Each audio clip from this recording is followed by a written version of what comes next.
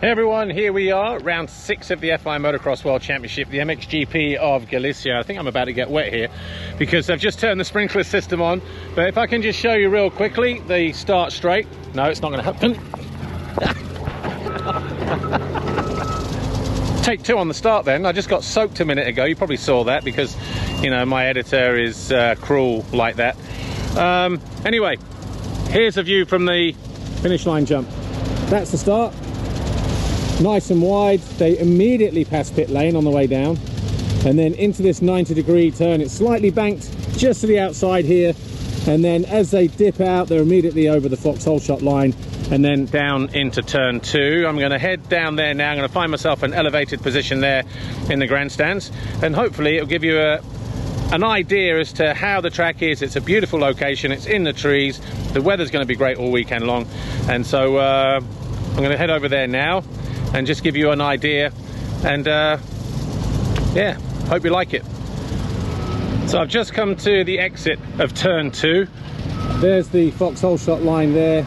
This is turn 2, and hopefully this will give you some idea as to the amount of elevation that we have here as we hit this first ram jump. That's about 17 meters. We land down in a bit of a sort of hole, and then we jump up, and then all through the mid part of the racetrack here there are several switchbacks in opposite directions.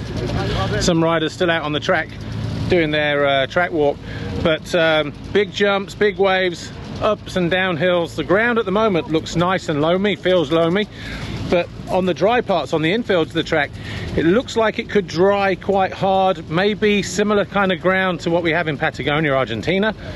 Maybe not too dissimilar to somewhere like Locket, or if those of you from Italy can remember this far back, Cingoli even, in the sort of 90s, early 2000s. And so from that side, it's going to be interesting to see how it shapes up. Of course, that depends on how the track crew stay on top of the racetrack in terms of ripping and preparing and keeping that water in the ground, because it's going to be close to 30 degrees here this weekend in Lugo, and it'll be interesting to see how that track shapes up, as I said. But before I disappear, I'm going to head over towards the run up towards the finish line. It's quite interesting because from over in that far bottom corner where the trees are and the city banner, if you like, we come through a left, a quick right, and then on the city jump you've got about what, a 20-25 meter triple, and then into 7 waves which take you up towards the finish, and then as we go left we'll hit the Monster Energy finish line jump there. So I'm going to head over that way now, but first impressions, everybody's pleased with what they see here in Lugo.